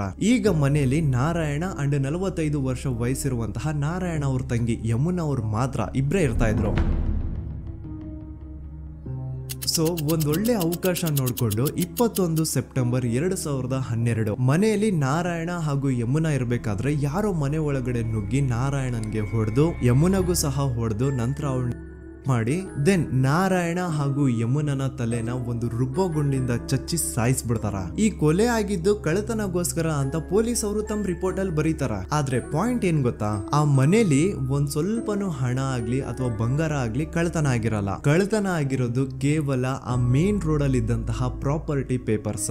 ಎಂತ ಕೋಇನ್ಸಿಡೆನ್ಸ್ ನೋಡಿ, ಯಾವ ಒಂದು ಜಮೀನಿನ ಪತ್ರ ನಾರಾಯಣ ಮನೆಯಿಂದ ಕಳ್ಳತನ ಆಗಿದ್ವೋ ಅದೇ ಒಂದು ಜಮೀನಲ್ಲಿ 10 ವರ್ಷ ಆದ ನಂತರ ಒಂದು ದೊಡ್ಡ ಹೋಟೆಲ್ ಸ್ಥಾಪನೆ ಆಗುತ್ತೆ ಅಂಡ್ ಆ ಹೋಟೆಲ್ ನ ಇನಾಗ್ರೇಷನ್ ಗೆ ಚಿಕ್ಕ ಗೌಡ್ರು ಬರ್ತಾರ. ಸೊ ಈಗೇನು ನಾರಾಯಣ ಹಾಗೂ ಯಮುನನ ಕೊಲೆ ಆಗಿದ್ಯೋ ಇದಾಗಿದ್ದು 20 ದಿನ ಆದ್ಮೇಲೆ ಸೌಜನ್ಯ ಜೊತೆ ಅಂತ ನಿರ್ದಯ ಘಟನೆ ಆಗಿದ್ದು. ಸೊ ಪೊಲೀಸ್ ಅವರು ಸೌಜನ್ಯ ಕೇಸ್ ಅಲ್ಲಿ ಸಂತೋಷ್ ರಾವ್ನ ಫಿಟ್ ಮಾಡೋದಲ್ದೆ ಈ ಒಂದು ನಾರಾಯಣ ಹಾಗೂ ಯಮುನಾ ಕೇಸ್ ಅಲ್ಲೂ ಸಹ ಸಂತೋಷ್ ರಾವ್ನೆ ಫಿಟ್ ಮಾಡಿರ್ತಾರ. ಇಲ್ಲಿ ಡೇಟ್ಸ್ ನ ಸ್ವಲ್ಪ ನೆನ್ಪಿಟ್ಕೊಳ್ಳಿ. ನಾರಾಯಣ ಹಾಗೂ ಯಮುನನ ಕೊಲೆ ಆಗಿದ್ದು 21 ಸೆಪ್ಟೆಂಬರ್ 2012 ಅಂಡ್ ಸಂತೋಷ್ ರಾವ್ ಧರ್ಮಸ್ಥಳಕ್ಕೆ ಬಂದಿದ್ದು 9 ಅಕ್ಟೋಬರ್ 2012, 20 ದಿನ ಆದ್ಮೇಲೆ. ಸೊ ನಾರಾಯಣ ಹಾಗೂ ಯಮುನನ ಕೊಲೆ ಆದಾಗ ಊರಲ್ಲೇ ಇಲ್ದೆ ಎಲ್ಲೋ ಶೃಂಗೇರಿಯಲ್ಲಿ ಯಾವುದೋ ಒಂದು ಹೋಟೆಲ್ ಅಲ್ಲಿ ಕೆಲಸ ಮಾಡ್ತಿದ್ದಂತಹ ಸಂತೋಷ್ ರಾವ್ ಹೇಗೆ ಈ ಒಂದು ಕೇಸಲ್ಲಿ ಆರೋಪಿ ಆಗ್ತಾನೆ? ಸೊ ಇದೇ ಒಂದು ಪಾಯಿಂಟ್ ನ ನೋಟಿಸ್ ಮಾಡಿ ಗಿರೀಶ್ ಮುಟ್ಟಣ್ಣನವರು ಧರ್ಮಸ್ಥಳಕ್ಕೆ ಬಂದು ಸಂತೋಷ್ ನ ಲಾಯರ್ ಜೊತೆ ಡಿಸ್ಕಸ್ ಮಾಡ್ತಾರ.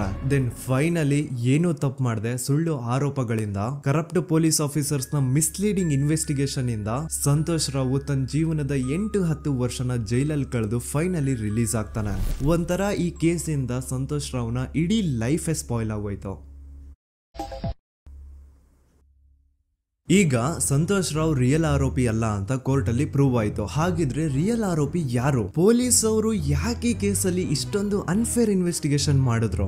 ಯಾರ ರಿಯಲ್ ಹೆಸರನ್ನ ಮುಚ್ಚಿಡ್ಲಿಕ್ಕೆ ಪೊಲೀಸ್ ಆಫೀಸರ್ಸ್ ಈ ಒಂದು ಕೇಸಲ್ಲಿ ಸಂತೋಷ್ ರಾವ್ನ ಸಿಗ್ಹಾಕ್ಸಿದ್ರು? ಇದೆಲ್ಲ ಥಿಂಕ್ ಮಾಡ್ತಾ ಹೋದ್ರೆ ನೋಡಿ, ಆ ಊರಲ್ಲಿ ಆ ಪೊಲೀಸ್ ಆಫೀಸರ್ಸ್ಗೆ ಲಂಚ ಕೊಡೋಷ್ಟು, ಒಂದು ಪೊಲೀಸ್ ಇನ್ವೆಸ್ಟಿಗೇಷನ್ ನ ಸ್ಟಾಪ್ ಮಾಡೋಷ್ಟು ಅಥವಾ ಇನ್ವೆಸ್ಟಿಗೇಷನ್ ನ ಮಿಸ್ಲೀಡ್ ಮಾಡೋಷ್ಟು ಇನ್ಫ್ಲುಯೆನ್ಸ್ ಆಗ್ಲಿ, ಪವರ್ ಆಗ್ಲಿ ಅಥವಾ ಮನಿ ಆಗ್ಲಿ ಊರಿನ ಗೌಡ್ರು ಹತ್ರ ಮಾತ್ರ ಇದ್ದಿದ್ದು. ಸೊ ಈಗ ಸಂಶಯದ ಮುಳ್ಳು ಗೌಡ್ರು ಕಡೆ ತಿರುಗುತ್ತಾ ನೋಡಿ. ಪೊಲೀಸ್ ಅವರು ಸುಮ್ನೆ ಸಂತೋಷ್ ರಾವ್ನ ನಾರಾಯಣ ಹಾಗೂ ಯಮುನಾ ಕೇಸಲ್ಲಿ ಫಿಟ್ ಮಾಡಿದ್ರು. ಈಗ ಆ ಒಂದು ಕೊಲೆ ಪ್ರಕರಣಕ್ಕೂ ಸಂತೋಷ್ ರಾವ್ಗೂ ಏನು ಸಂಬಂಧನೇ ಇರಲಿಲ್ಲ. ಹಂಗೆ ಥಿಂಕ್ ಮಾಡಿ, ನಾರಾಯಣ ಸತ್ರೆ ಅಥವಾ ಅವನ ತಂಗಿ ಯಮುನಾ ಸತ್ರೆ ಯಾರಿಗ ಅಡ್ವಾಂಟೇಜ್ ಆಗುತ್ತೆ? ಊರಿನ ಗೌಡ್ರಿಗೆ, ಯಾಕಂದ್ರೆ ಅವ್ರಿಗೆ ಜಮೀನ್ ಸಿಗುತ್ತಾ. ಸೊ ಈಗ ನಾರಾಯಣ ಹಾಗೂ ಯಮುನಾ ಕೇಸಲ್ಲಿ ಸಂತೋಷ್ ರಾವ್ ಆರೋಪಿ ಅಲ್ಲ ಅಂತ ಪ್ರೂವ್ ಆದ್ಮೇಲೆ ಹಾಗಿದ್ರೆ ಆ ಕೊಲೆ ಮಾಡಿದವ್ರು ಯಾರು ಅಂತ ಹಾಗೆ ಥಿಂಕ್ ಮಾಡಿದ್ರೆ ಗಿರೀಶ್ ಮುಟ್ಟಣ್ಣನವರಿಗೆ ಆ ಊರಿನ ಗೌಡ್ರ ಮೇಲೆ ಡೌಟ್ ಬರುತ್ತಾ. ಅದೇ ಒಂದು ಡೌಟ್ ಅಲ್ಲಿ ಗಿರೀಶ್ ಮುಟ್ಟಣ್ಣನವರು ಮಹೇಶ್ ತಿಮ್ರೊಡ್ಡಿ ಅಂತ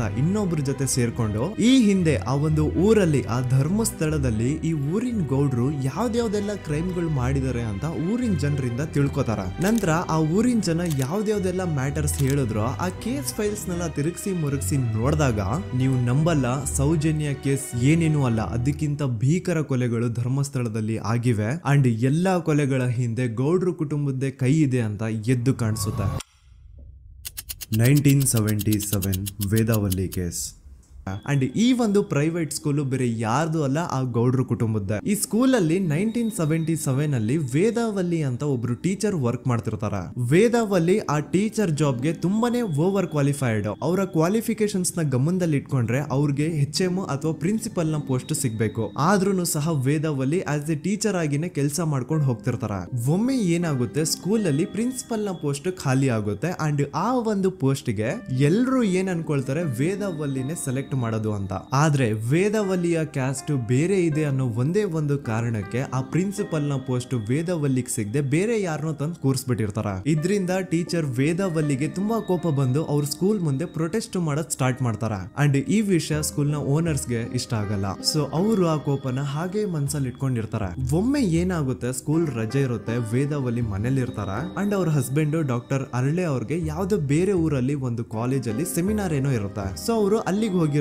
ಈಗ ಮನೇಲಿ ಇರೋದು ವೇದಾವಲ್ಲಿ ಒಂದೇ. ಇದೇ ಒಂದು ಅವಕಾಶನ ನೋಡ್ಕೊಂಡು ಯಾರೋ ವೇದಾವಲ್ಲಿ ಅವ್ರ ಮನೆಗೆ ನುಗ್ಗಿ ವೇದಾವಲ್ಲಿಗೆ ಹೊಡೆದು ನಂತರ ಅವ್ರನ್ನ ಮಾಡಿ ನಂತರ ಅವ್ರನ್ನ ಜೀವಂತವಾಗಿ ಸುಟ್ಬಿಡ್ತಾರ. ಸ್ವಲ್ಪ ಹೊತ್ತು ನಂತರ ರಾತ್ರಿ ಆಗ್ತಿದ್ದಂಗೆ ಡಾಕ್ಟರ್ ಅರಳೆ ಅವರು ಮನೆಗೆ ವಾಪಸ್ ಬರ್ತಾರೆ ಅಂಡ್ ಮನೆ ಒಳಗಡೆ ಬಂದ್ ನೋಡಿದ್ರೆ ವೇದವಲ್ಲಿ ಅವರು ಸತ್ ಹೋಗಿ ಅವರ ಬಾಡಿ ಸುಟ್ ಹೋಗಿ ನೆಲದ ಮೇಲೆ ಬಿದ್ದಿದೆ. ಹೆಂಡತಿನ ಕಳ್ಕೊಂಡಿರುವಂತಹ ದುಃಖನ ಸೈಡ್ಗೆ ಇಟ್ಟು ಡಾಕ್ಟರ್ ಅರಳೆ ಅವರು ಮೊದ್ಲು ಪೊಲೀಸ್ ಸ್ಟೇಷನ್ ಹೋಗ್ಬಿಟ್ಟು ನಮ್ ಮನೆಗೆ ನಾನು ಇಲ್ದೇ ಇರುವಂತಹ ಸಮಯನ ನೋಡ್ಕೊಂಡು ಯಾರೋ ಮನೆ ಒಳಗಡೆ ನುಗ್ಗಿ ನನ್ನ ಹೆಂಡತಿನ ಹೊಡೆದು ನಂತರ ಅವಳನ್ನ ತುಂಬಾ ಭೀಕರವಾಗಿ ಸಾಯಿಸಿದರೆ ಅಂತ ಪೊಲೀಸ್ ಅವ್ರಿಗೆ ರಿಪೋರ್ಟ್ ಕೊಡಕ್ ಹೋದ್ರೆ ಅಲ್ಲಿ ಪೊಲೀಸ್ ಅವರು ಉಲ್ಟಾ ಡಾಕ್ಟರ್ ಅರಳೆ ಮೇಲೆನೆ FIR ಬರ್ದು ನೀನೇ ನಿನ್ ಹೆಂಡತಿನ ಸಾಯಿಸಿದ್ಯಾ, ನಾಟಕ ಮಾಡಬೇಡ ಅಂತ ಅವ್ರನ್ನೇ ಅರೆಸ್ಟ್ ಮಾಡ್ಬಿಡ್ತಾರ. ನಂತರ 2-3 ವರ್ಷ ಜೈಲಲ್ಲೇ ಇದ್ದು ಡಾಕ್ಟರ್ ಅರಳೆ ಅವರು ತಮ್ಮ ಫ್ರೆಂಡ್ಸ್ ಅಂಡ್ ಫ್ಯಾಮಿಲಿ ಮೂಲಕ ಎವಿಡೆನ್ಸ್ ನೆಲ್ಲ ಕಲೆಕ್ಟ್ ಮಾಡಿಸಿ ತಾನ ಕೊಲೆನ ಮಾಡಿಲ್ಲ, ತಾನು ತನ್ನ ಹೆಂಡತಿನ ಸಾಯಿಸಿಲ್ಲ ಅಂತ ಕೋರ್ಟ್ ಅಲ್ಲಿ ಪ್ರೂವ್ ಮಾಡ್ಕೊಂಡು ಜೈಲಿಂದ ರಿಲೀಸ್ ಆಗ್ತಾರ. ಸೊ ಈಗ ಡಾಕ್ಟರ್ ಅರಳೆ ಅವರು ಈ ಒಂದು ಕ್ರೈಮ್ ನ ಮಾಡಿಲ್ಲ ಅಂತಂದ್ರೆ ವೇದವಲ್ಲಿನ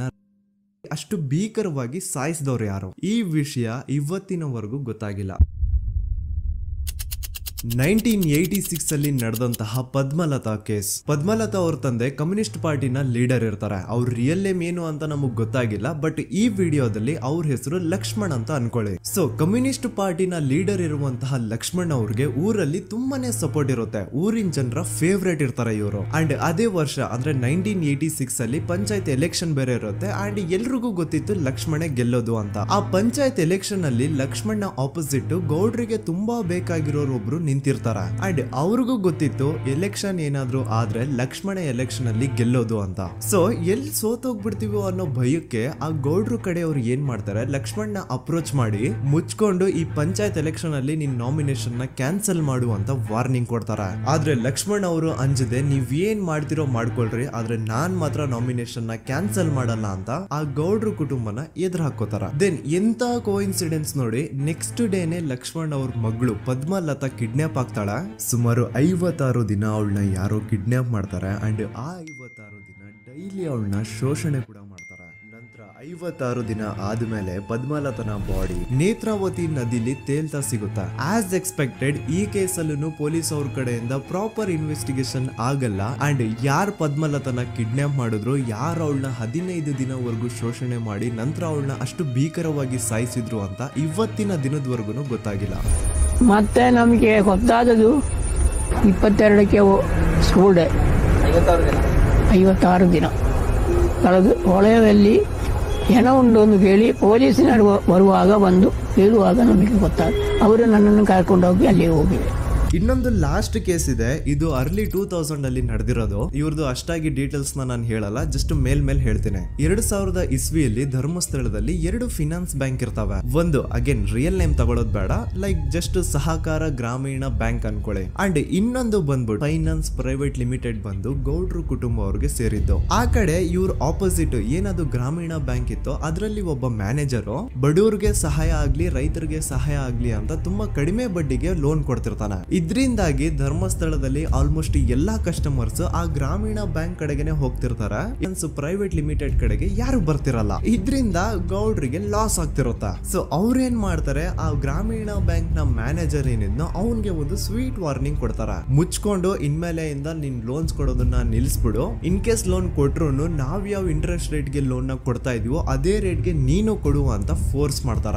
ಆದ್ರೆ ಆ ಗ್ರಾಮೀಣ ಬ್ಯಾಂಕ್ ನ ಮ್ಯಾನೇಜರ್ ಇದ್ಯಾವುದನ್ನು ಕಿವಿಗೆ ಹಾಕೊಳ್ಳಾರ್ದೆ ಅವನ್ ಕೆಲಸ ಅವ್ನ್ ಮಾಡ್ಕೊಂಡು ಹೋಗ್ತಾನ. ದೆನ್ ಸಡನ್ಲಿ ಒಂದು ದಿನ ಬ್ಯಾಂಕ್ ಮ್ಯಾನೇಜರ್ ನ ಹೆಂಡತಿನ ಮನೆ ಒಳಗಡೆನೆ ನುಗ್ಗಿ ಯಾರು ಮಾಡಿ ತುಂಬಾ ಭೀಕರವಾಗಿ ಸಾಯಿಸ್ಬಿಡ್ತಾರ. ಇದರ ರಿಗಾರ್ಡಿಂಗ್ ಆ ಬ್ಯಾಂಕ್ ಮ್ಯಾನೇಜರ್ ಪೊಲೀಸ್ ಸ್ಟೇಷನ್ ಅಲ್ಲಿ ಕಂಪ್ಲೇಂಟ್ ಕೊಡಕ್ ಹೋದ್ರೆ ಪೊಲೀಸ್ ಅವರು ಉಲ್ಟಾ ಆ ಬ್ಯಾಂಕ್ ಮ್ಯಾನೇಜರ್ ಹೆಸರಲ್ಲೇ FIR ಬರ್ದು ನೀನೇ ನಿನ್ ಹೆಂಡತಿನ ಸಾಯಿಸಿದ್ಯಾ ಅಂತ ಅವನ್ನೇ ಅರೆಸ್ಟ್ ಮಾಡ್ಬಿಡ್ತಾರ. ನಂತರ 1-2-3 ವರ್ಷ ಆ ಬ್ಯಾಂಕ್ ಮ್ಯಾನೇಜರ್ ಜೈಲಲ್ಲಿ ಇರ್ತಾನೆ. ಅದಾದ್ಮೇಲೆ ಅವನ ಕ್ರೈಮ್ ನ ಮಾಡಿಲ್ಲ ಅಂತ ಕೋರ್ಟ್ ಅಲ್ಲಿ ಪ್ರೂವ್ ಆಗುತ್ತೆ. ಆದ್ರೆ ರಿಯಲ್ ಕ್ರೈಮ್ ಮಾಡಿದವರು ಯಾರು ಅಂತ still it's A question mark. And ಇನ್ನೊಂದು ನಾರಾಯಣ ಅಂಡ್ ಯಮುನಾ ಕೇಸ್ ಬಗ್ಗೆ ಅಂತೂ ನಾನು ಆಗ್ಲೇ ನಿಮ್ಗೆ ಎಕ್ಸ್ಪ್ಲೇನ್ ಮಾಡಿದೆ. ಸೊ ಎಂತ ಕೋಇನ್ಸಿಡೆಂಟ್ಸ್ ಗಳು ನೋಡಿ, ಯಾರೆಲ್ಲ ಆ ಧರ್ಮಸ್ಥಳದಲ್ಲಿ ಗೌಡ್ರು ಕುಟುಂಬನ ಎದುರಾಕೊಂಡಿದಾರೋ ಅವ್ರ ಜೀವನದಲ್ಲಿ ಏನೋ ಒಂದು ತುಂಬಾ ದೊಡ್ಡ ದುರಂತ ನಡೆದು ಹೋಗುತ್ತಾ. ಅಂಡ್ ಸರ್ಪ್ರೈಸಿಂಗ್ಲಿ ಅವ್ರ ಕೇಸಲ್ಲಿ ಪೊಲೀಸ್ ಅವ್ರ ಕಡೆಯಿಂದ ಪ್ರಾಪರ್ ಇನ್ವೆಸ್ಟಿಗೇಷನ್ ಆಗಲ್ಲ ಅಂಡ್ ಯಾರ ಕ್ರೈಮ್ ನ ಮಾಡಿದ್ರು ಅಂತ ಯಾವತ್ತೂ ಹೊರಗ್ ಬರೋದೇ ಇಲ್ಲ. ಸೊ ಈ ಗೌಡ್ರು ಕುಟುಂಬದವರು ಧರ್ಮಸ್ಥಳದಲ್ಲಿ ಬೇಜನ್ ಕರ್ಮಕಾಂಡಗಳನ್ನ ಮಾಡಿದ್ದಾರೆ ಅಂಡ್ ಅವ್ರ ಪವರ್ ಅಂಡ್ ಅವ್ರಿಗಿರುವಂತಹ ಇನ್ಫ್ಲೂಯೆನ್ಸ್ ಇಂದ ಆ ಎಲ್ಲಾ ಕೇಸ್ ನ ಮುಚ್ಚಾಕಿದ್ದಾರೆ ಅಂತ ಮಹೇಶ್ ಹಾಗೂ ಗಿರೀಶ್ ಮುಟ್ಟಣ್ಣನವರ ಹೇಳಿಕೆ ಆಗಿದೆ. ಸೊ ಗೌಡ್ರು ಫ್ಯಾಮಿಲಿ ಫ್ಯಾಮಿಲಿನ ಟ್ರ್ಯಾಕ್ ರೆಕಾರ್ಡ್ ನೋಡಿದ್ರೆ ಧರ್ಮಸ್ಥಳದಲ್ಲಿ ಒಂದು ಹುಡುಗಿನ ರೇಪ್ ಅಂಡ್ ಮರ್ಡರ್ ಮಾಡಿ ದೆನ್ ಪೊಲೀಸ್ ಅವ್ರಿಗೆ ಲಂಚ ಕೊಟ್ಟು ಇನ್ವೆಸ್ಟಿಗೇಷನ್ ನ ಮಿಸ್ಲೀಡ್ ಮಾಡೋಷ್ಟು ಪಾವರ್ ಇನ್ಫ್ಲೂಯೆನ್ಸ್ ಈ ಗೌಡ್ರು ಕುಟುಂಬಕ್ಕೆ ಮಾತ್ರ ಇರೋದು. ಈಗ ಸಂತೋಷ್ ರಾವ್ ಅಂತೂ ಸೌಜನ್ಯ ಕೇಸಲ್ಲಿ ಆರೋಪಿ ಅಲ್ಲ ಅಂತ ಪ್ರೂವ್ ಆಯ್ತು. ಹಾಗಿದ್ರೆ ರಿಯಲ್ ಆರೋಪಿ ಯಾರು? ನೆನಪು ಮಾಡ್ಕೊಳ್ಳಿ, 11 ಅಕ್ಟೋಬರ್ 2012 ಸಂಜೆ 5 ಗಂಟೆ ಹಾಗೆ ಬಾಹುಬಲಿ ಬೆಟ್ಟದಲ್ಲಿ ಸಂತೋಷ್ ರಾವ್ ತನ್ನ ಪಾಡಿಗೆ ತಾನು ಸೀನರೀಸ್ ನ ಎಂಜಾಯ್ ಮಾಡ್ಕೊಂಡು ಸುಮ್ನೆ ಕೂತಿರ್ಬೇಕಾದ್ರೆ ಅವನ ಹತ್ರ 5 ಜನ ಕಿಡಿಗೇಡಿಗಳು ಬಂದು ಜಗಳ ತೆಗಿತಾರ. ಆ 5 ಜನ ಕಿಡಿಗೇಡಿಗಳು ಯಾರು ಅಂತ ನಾನು ಇಲ್ಲಿವರೆಗೂ ನಿಮ್ಗೆ ಹೇಳಿಲ್ಲ. ಸೊ ಅವರು ಬೇರೆ ಯಾರು ಅಲ್ಲ, ಚಿಕ್ಕ ಗೌಡ್ರು ಮಗ ನಿಶಾಂತ್ ಜೈನ್ ನ ವೆರಿ ಕ್ಲೋಸ್ ಫ್ರೆಂಡ್ಸ್. ಅವ್ರು ದಣಿ ಮಾಡಿರುವಂತಹ ಕ್ರೈಮ್ ಅಲ್ಲಿ ಬೇರೆ ಯಾರನ್ನಾದ್ರೂ ಸಿಗಿಸ್ಬೇಕಲ್ಲ ಅಂತ ಇವ್ರು ಬಕ್ರ ಹುಡುಕ್ತಾ ಇರ್ಬೇಕಾದ್ರೆ ಆಗ ಇವ್ರಿಗೆ ಸಿಗೋದೆ ಸಂತೋಷ್ ರಾವ್. ಅಗೇನ್ ಇನ್ನೊಂದು ಎಂತ ಕೋಇನ್ಸಿಡೆನ್ಸ್ ನೋಡಿ, ಸಂತೋಷ್ ರಾವ್ ಸೌಜನ್ಯ ಕೇಸಲ್ಲಿ ಅರೆಸ್ಟ್ ಆದ ನಂತರ ಚಿಕ್ಕ ಗೌಡ್ರು ಮಗ ನಿಶಾಂತ್ ಜೈನ್ ದೇಶನೇ ಬಿಟ್ಟು ಹೋಗ್ಬಿಡ್ತಾನೆ. ಈ ಕೇಸಲ್ಲಿ ಚಿಕ್ಕ ಗೌಡ್ರು ಮಗ ಇನ್ವಾಲ್ವ್ಮೆಂಟ್ ಇದೆ ಅಂತ ಯಾರಿಗೂ ಡೌಟೇ ಬರ್ತಾ ಇರ್ಲಿಲ್ಲ. ಡೌಟ್ ಯಾವಾಗ ಬಂತು ಅಂದ್ರೆ ಆ 5 ಜನ ಕಿಡಿಗೇಡಿಗಳು ಯಾರು ಸಂತೋಷ್ ನ ಈ ಒಂದು ಕೇಸಲ್ಲಿ ಸಿಗಾಕ್ಸಿದ್ರು ಆ 5 ಜನರಲ್ಲಿ ಒಬ್ಬ ರವಿ ಪೂಜಾರಿ ಅಂತಾನು ಇರ್ತಾನೆ. ಅವನ್ಗೆ ತಾನು ತಪ್ಪು ಮಾಡಿದೀನಿ ಅಂತ ಗಿಲ್ಟ್ ಕಾಡುತ್ತೋ ಅಥವಾ ಬೇರೆ ಏನೋ ಗೊತ್ತಿಲ್ಲ, ಆದ್ರೆ ಅವನೇ ಸ್ವತಃ ಪೊಲೀಸ್ ಅವ್ರ ಹತ್ರ ಹೋಗ್ಬಿಟ್ಟು ಸೌಜನ್ಯ ಕೇಸಲ್ಲಿ ನಿಜವಾದ ಆರೋಪಿ ಸಂತೋಷ್ ಅಲ್ಲ ಕಂಡ್ರು, ಅವನ್ನ ಸುಮ್ನೆ ಸಿಗಾಕ್ಸಿರೋದಷ್ಟೇ, ನಿಜವಾದ ಆರೋಪಿಗಳು ಚಿಕ್ಕ ಗೌಡ್ರು ಮಗ ನಿಶಾಂತ್ ಜೈನ್ ಅಂಡ್ ಅವನ್ ಫ್ರೆಂಡ್ಸ್ ಸೂರಜ್, ಕಿರಣ್ ಅಂಡ್ ಕಣ್ಮಣಿ ಅಂತ. ಈ ಎಲ್ಲಾ ವಿಷಯನ ರವಿ ಪೂಜಾರಿ ಪೊಲೀಸ್ ಅವ್ರಿಗೆ ತಿಳಿಸ್ತಾನೆ. ಅಗೇನ್ ಎಂತ ಒಂದು ಕೋಇನ್ಸಿಡೆನ್ಸ್ ನೋಡಿ, ಈ ವಿಷಯಗಳನ್ನ ಊರಿನ ಜನರು ಮುಂದೆ ಹೇಳಿದಂತಹ ರವಿ ಪೂಜಾರಿ ಆಕಸ್ಮಿಕವಾಗಿ ಸತ್ತು ಹೋಗ್ಬಿಡ್ತಾನೆ. ಇವನು ಹೇಳಿದ್ದು ನಿಜ ಅಂತ ಜನರಿಗೆ ಯಾವಾಗ ಕನ್ಫರ್ಮ್ ಆಗುತ್ತೆ ಅಂದ್ರೆ ಸೌಜನ್ಯಗೆ ತುಂಬಾ ಹತ್ರವಾದವ್ರು ಒಬ್ರು ಯಶೋಧ ಅನ್ನೋರು ಕೋರ್ಟ್ ಅಲ್ಲಿ ಬಂದ್ಬಿಟ್ಟು ಸೌಜನ್ಯ ಕೊಲೆ ಆಗಿದ್ದ ದಿನ ಆ ಒಂದು ಸ್ಪಾಟ್ ಅಲ್ಲಿ ನಾನು ಈ 3 ಜನರನ್ನ ನೋಡಿದ್ದೆ ಅಂತ ಸಾಕ್ಷಿ ಹೇಳ್ತಾರೆ. ಈಗ ಎಲ್ಲಾ ಡಾಟ್ಸ್ ನ ಕನೆಕ್ಟ್ ಮಾಡ್ತಾ ಹೋದ್ರೆ ಸೌಜನ್ಯ ಕೇಸ್ ಒಂದೇ ಅಲ್ಲ, ನಾರಾಯಣ ಹಾಗೂ ಯಮುನಾ ಕೇಸಲ್ಲೂ, ವೇದವಲ್ಲಿ ಕೇಸಲ್ಲೂ, ಆ ಬ್ಯಾಂಕ್ ಮ್ಯಾನೇಜರ್ ನ ಕೇಸಲ್ಲೂ ಹಾಗೂ ಪದ್ಮಲತಾ ಕೇಸಲ್ಲೂ ಸೀದಾ ಡೈರೆಕ್ಟ್ ಡೌಟ್ ಬರೋದೆ ಊರಿನ ಗೌಡ್ರ ಮೇಲೆ. I really want to appreciate Kudla Rampage YouTube channel, third eye YouTube channel, Girish ಮುಟ್ಟಣ್ಣನವರು ಸರ್ ಹಾಗೂ ಮಹೇಶ್ ಅವರು ಅಂಡ್ ಆಲ್ ಅದರ್ಸ್. ಇವರ ಕಾನ್ಸ್ಟೆಂಟ್ ಎಫರ್ಟ್ಸ್ ಇಂದಾನೆ ಸತ್ಯ ಏನಂತ 1 by 1 ಹೊರಗೆ ಬರ್ತಿದೆ and they are trying their level best to catch real criminals. At present Sowjanya case ಬಗ್ಗೆ ಅಪ್ಡೇಟ್ ಏನು ಅಂತಂದ್ರೆ ಹೈಕೋರ್ಟ್ ವರೆಗೂ ಈ ಒಂದು ಕೇಸ್ ಹೋಗಿದೆ ಅಂಡ್ ಈ ಕೇಸಲ್ಲಿ ಈಗ ಇನ್ನೊಮ್ಮೆ ಮತ್ತೆ ಫ್ರೆಶ್ ಆಗಿ ರೀಇನ್ವೆಸ್ಟಿಗೇಷನ್ ಸ್ಟಾರ್ಟ್ ಆಗಬೇಕು ಅಂತ ಹೋರಾಟ ನಡೀತಿದೆ. ಸದುತ ಪ್ರಜೆಗಳೇ, ಇದಾಗಿತ್ತು ಸೌಜನ್ಯ ಕೇಸ್ ಬಗ್ಗೆ ನಮ್ಮ ಒಂದು ಡೀಟೇಲ್ಡ್ ವಿಡಿಯೋ. ಈ ವಿಡಿಯೋದಲ್ಲಿ ನನ್ನಿಂದ ಎಲ್ಲಾದ್ರೂ ಏನಾದ್ರೂ ಚಿಕ್ಕ ಪುಟ್ಟ ಇನ್ಫಾರ್ಮೇಶನ್ ಮಿಸ್ ಆಗಿದ್ರೆ ಅಥವಾ ಮಿಸ್ಟೇಕ್ ಆಗಿದ್ರೆ ಅದನ್ನ ದಯವಿಟ್ಟು ಕಮೆಂಟ್ ಸೆಕ್ಷನ್ ಅಲ್ಲಿ ಹೈಲೈಟ್ ಮಾಡಿ. ಈ ವಿಡಿಯೋ ಯಾವಾಗ ಯೂಟ್ಯೂಬ್ ಇಂದ ಡಿಲೀಟ್ ಆಗುತ್ತೋ ನನ್ಗಂತೂ ಗೊತ್ತಿಲ್ಲ. ಸೊ ಪ್ಲೀಸ್ ಆದಷ್ಟು ಬೇಗ ಇದನ್ನ ಎಲ್ಲಾ ಕಡೆ ಶೇರ್ ಮಾಡಿ. ಓಕೆ ಪ್ರಜೆಗಳೇ, ಇವತ್ತಿಗಿಷ್ಟು ಸಾಕು ಅನ್ಕೊಳ್ತೀನಿ. ನಾನು ನಿಮ್ಮ ದೂತ ಸಮೀರ್ MD. ಮತ್ತೆ ಸಿಗ್ತೀನಿ ನೆಕ್ಸ್ಟ್ ವಿಡಿಯೋದಲ್ಲಿ.